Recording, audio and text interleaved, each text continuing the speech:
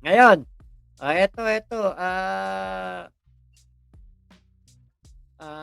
eto si ano, si Kulaong. Oh, punta tayo dito kay Kulaong saka kay Igme, kay Konsehal Igme Solis.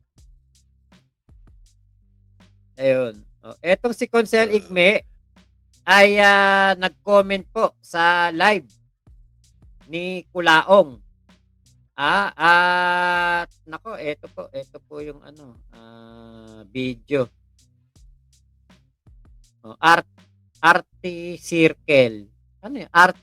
Ano ba yan? Ba't parang mali yung spelling?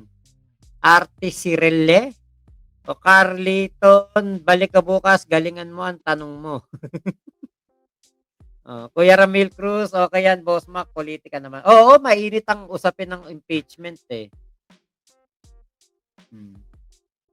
Kay Cool Boys Garage, tapos bossing reklamo ka sa susunod kasi napag-utusan ka lang.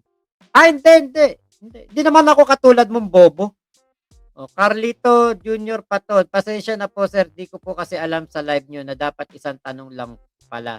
But anyway, thank you so much po. Opo, bukas po ulit, Kuya Carlito ha. Kuya Carlito, balik kayo bukas. Hmm. Okay, nape-pressure ang SC kaya hindi pinagbigyan si Fiona. Kuya Ramil Cruz, nagpalipad si Boss Igme. Oo nga, oo nga. Arte Sirle, ayan, mabuhay PBBM. Ito yung ano, kay Consel Igme naman tayo muna. Kasi etong si Kulaong, naka-live, nagpalipad si Consel Igme. Ngayon, hindi binasa. Meron dito, Igme Solis, hinahanap ka na, uy. Ay, buhay ka pa pala, uy. Hindi binasa ng buo. Alam nyo ba kung ano yung comment? Hinahanap na siya ng akro. Unggoy. Nakakarma ka na. Nambabash ka pa?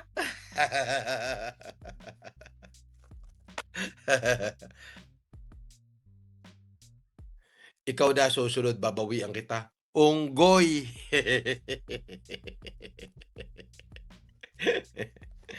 Kinanginan to. Biruin mo, nakakarma ka na't lahat. Walang iya ka pa rin. Diyos ko. Walang iya ka kasi kaya ka nakakarma. Oo. Tapos biglang nawala yung live niya na yan. Tapos bumalik siya ng live. Binabanatan pa rin niya si Konsehal Igme. Sa totoo lang, eto, si Kulaong, unang beses pa lang na nalaman natin na nangyari yung kay Konsehal Igme, nasa isip na kagad natin, nako, may alam tsak si Kulaong dito. Diba? Tapos, pagkatapos na nangyari kay Konsehal Igme, napakasaya na mag-amo. Si Casper, saka si Kulaong, napakasaya nila. Kinuha pa nga ni Kulaong yung yung cheque niya doon sa Metropolitan na Trial Court ng Quezon City ba yun? Nakuha niya yung cheque, tuwan-tuwa siya. Tapos, nagulat tayo, biglang nakarating ng Isabela. Biglang pumunta na ng Isabela.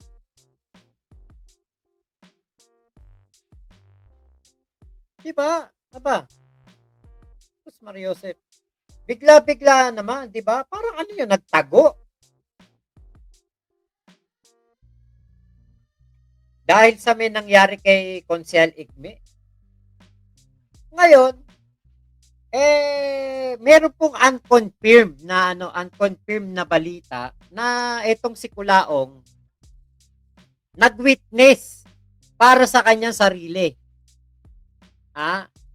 From a reliable source, pero hindi pa confirmed. Kasi po, person of interest nga itong si Kulaong sa kaso ni Konsehal Igme. Ngayon, nag-witness siya para sa kanyang sarili. Di natin alam kung ano witness niya. Baka sinabi niya, wala ako doon sa pinangyarihan. Boss Mac, nasa Baguio nakaraan dahil may hearing sila doon. Di ba? Bigla na lang nagbagyo, bigla actually hindi nga natin alam kung talaga ba may hearing doon, eh. 'Di ba po? Hindi nga natin sure kung totoo bang may hearing doon. Oh, basta umalis ng Maynila nung pagka nangyari kay Consel Igme, umalis sila. Tapos nagbura ng mga video si Kulaong. From 500 videos, naging 100 plus na lang.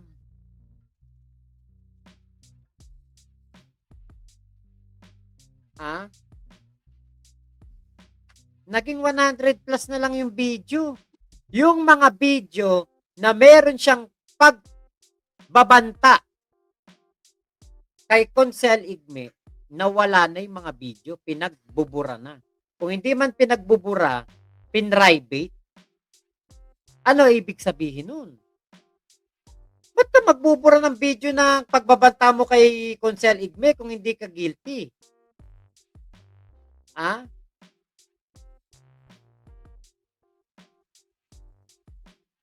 Bakit ganun ang ginawa mo? Kung wala ka namang ginagawa laban kay Consel Igme, kung hindi ka naman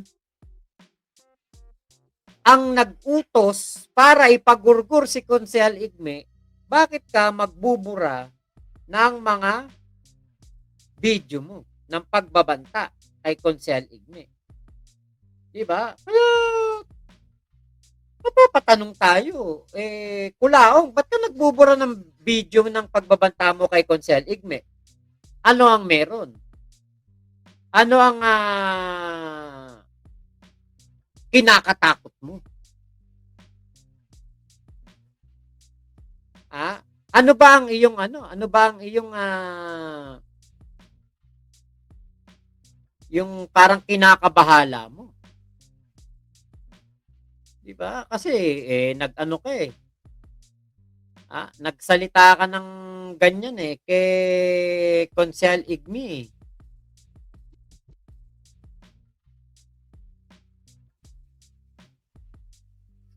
Ah, samantalang nung nakaraan kung murahin mo si Igme, grabe. Ah, eto yun eto yung ano niya kanina nag-relive siya kasi nawala yung yung isa daw niyan live. Oh, eto yun Hmm. Oh, nawala yung live. Oo. So, nag-relive ako.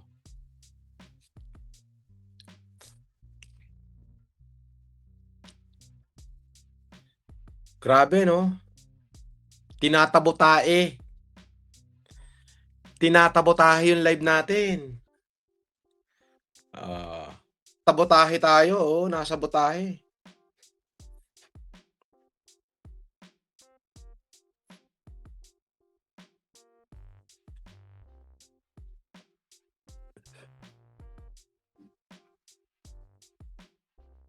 Oh, relive to, relive, oo. Yung live natin kanina,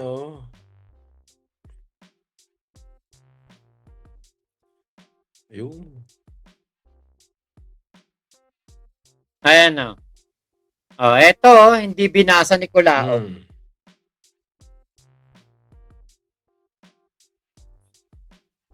Nagpalipad si Igme, hindi binasa ni Kulaong.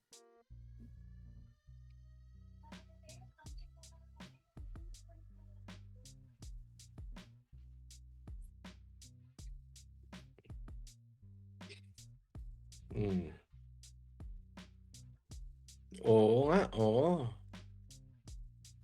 Pinapahanap na kita sa mga akro, sabi ni Igme Solis. Hindi binasa ni Kulaong. Shout out, shout out. Shout out sa inyong lahat.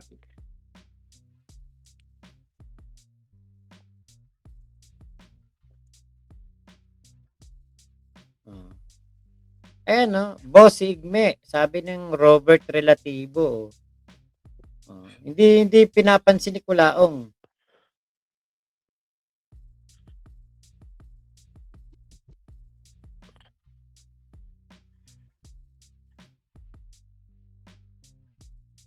nasabotahe yung live natin.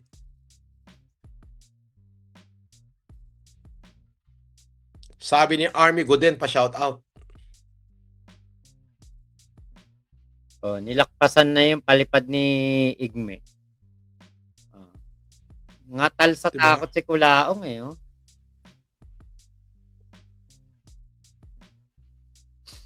Si Meta na naman pagbibintangan yan. Ayun lang. Sino naman 'to? Trowa Barton. Boss, sino ba talaga si FG? Takot ka naman pala, sabi ni nasabihin mo yung totoong pangalan eh. Wala ka naman pala tira eh. Sabihin mo para magkaalaman na. Ay, unggoy. Darating din tayo dyan. Ano ka ba? Oo, darating din tayo dyan. Pag natanggap na nila yung kanilang mga pag may hearing na kami, yun. Doon, siyempre, may videographer, eh, pangangay. Kaya yan si Food Genius. Yan. Yan si Food Poison. Siya ho. O, di ba? Ganun lang kasimple. Ikaw naman. Ba't mapangalanan mo pa? Wala na tayong pakialam sa kanila. Basta tayo, wala tayo sasabihin pangit sa kanila. Hindi natin sasabihin na mga unggoy sila. Hindi ganon. Wala tayo sasabihin na buwang sila. Sila yung mga talagang, alam mo yun, na kulang sa pansin. Sila yung mga, alam mo na, pasikat. Pasikat na papampam. Yan. Hindi natin, wala tayong sasabihin ganon. Ang importante, bahala na Diyos sa kanila. No, putya. Weather lang yan. Makakarma din yung mga yan. Di ba? Ayan o, comment si Igme ulit o. Pinusuwag. Igme Solis 1979. Di ba? Wala yan, takot yan. Peking akro pa. Ha? Baka ikaw. Wala ka kadala-dala. Wala kang kadala-dala. Andiyan na sila. Kita niyo yung salita ni Kulaong, wala kang kadala-dala. Di ba? Andiyan na sila. Andiyan na sila. Di ba? Di ba? Anyway, sa lahat ng supporter ko, mabuhay kayo. Maraming salamat sa inyo. Di ba? Ganun lang yun. Mag-thank you ka, magpasalamat ka. Di ba?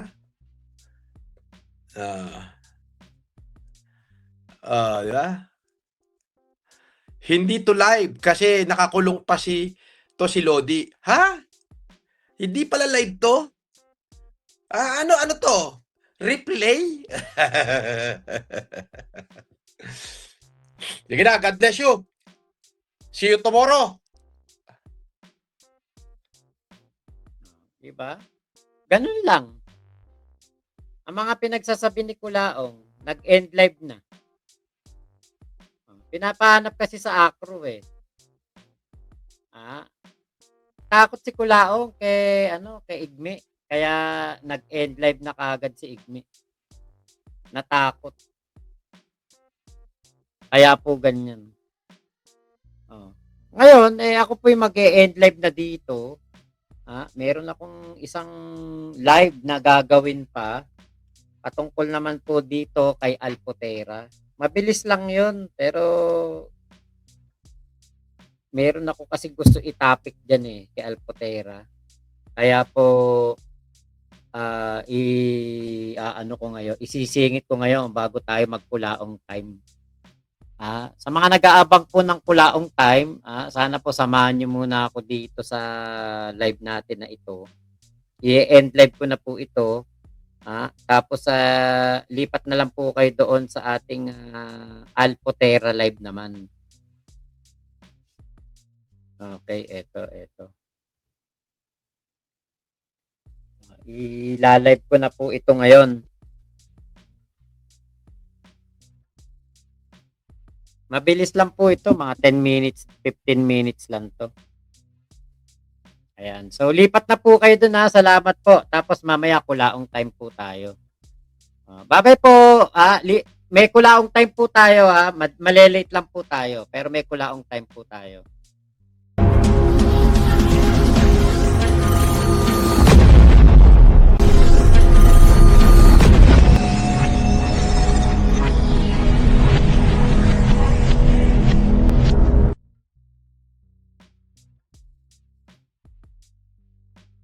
So maraming salamat po, ha. Ingat po kayo. Nasaan mang panig kayo ng mundo. Momo, chup chup, love you, love you. God bless us all. Pilipinas, God first.